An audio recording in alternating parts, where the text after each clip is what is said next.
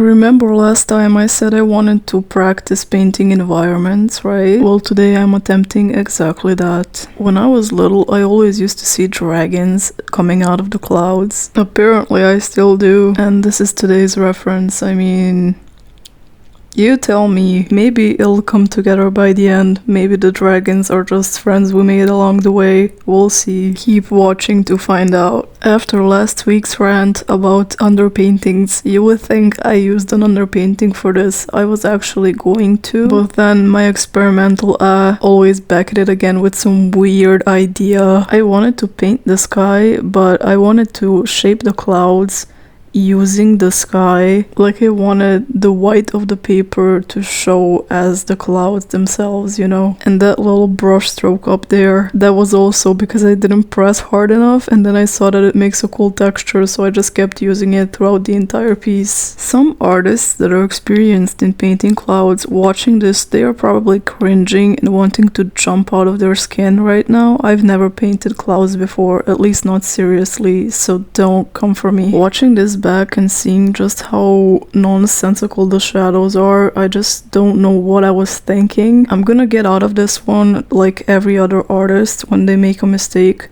Believe me, it is stylized, abstract even. Now that we avoided all responsibility for actually practicing, you can see I kept using that brush stroke to make those like streaky textures. I don't think I overdid it. I know I did, but it's okay, it's all fun and games anyway. It was supposed to be experimental. I might repaint this a little bit more, well, seriously, at a later date. Now I want to talk to the artists that are not at this skill level, watching me bash this masterpiece you want to create. The way that I got to this skill level that I'm talking about is by being so unserious, which is so contradictory. I know everyone is telling you practice, do this, do that, do some studies, do this, practice lighting, shadows, all of those things have a place. But if you want to develop a unique style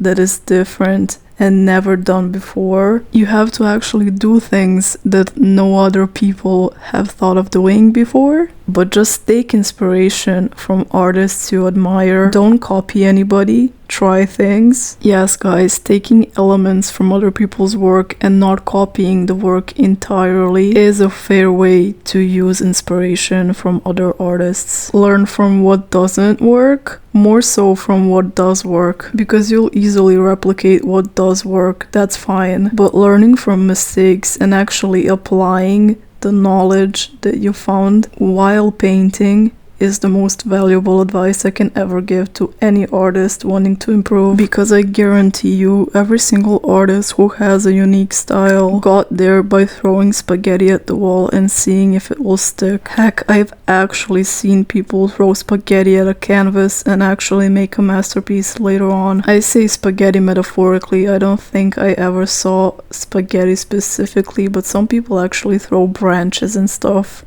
on their canvas and then make a masterpiece out of it. And you see, somebody might have looked at them like, what are you doing? But they had a vision. You see, that's why it pisses me off when people say that only a certain thing or a certain way of painting is considered real art. Apart from AI, that is not art, that is stolen work. But I can save my entire beef with AI for later, for a different video.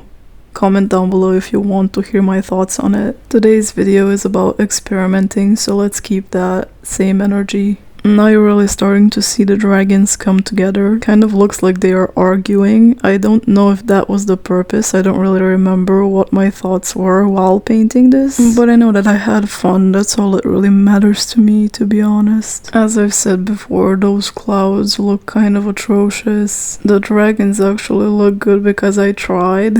Also, I'm using acrylic paint, which is not my medium of choice usually. I prefer watercolor, but for environments and things that are actually supposed to be kind of more vibrant, I usually use acrylic paint instead of watercolor because it's quite transparent of a medium. I also really like mixing mediums, for example watercolor and colored pencils. Those two go really well together in my personal work at least. Also, I know there are people who tell you that mixing mediums is a crime. Let me tell you, those people actually don't know what they're talking about and they are brainwashed. They like to make life more difficult for themselves, so they kind of project that onto you as well. The greatest tool an artist can have is to learn how to work with what they got. And if you got a lot of different mediums at your disposal, you have all the right in the world to use them all together if you want to make a little Frankenstein.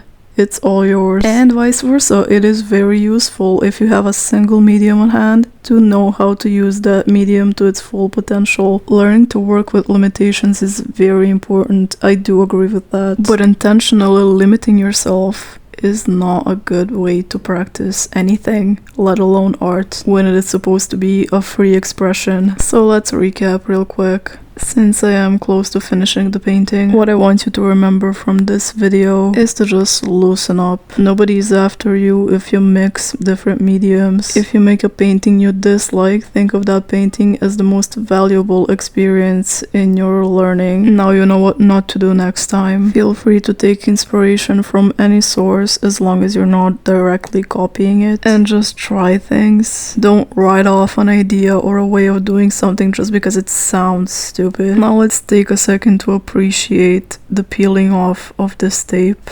Unfortunately, the satisfaction will not last long because I am who I am, and of course I managed to rip it and then try to salvage the video with some diversion of attention to the fact that it is in fact ripped. And how do we fix the rip?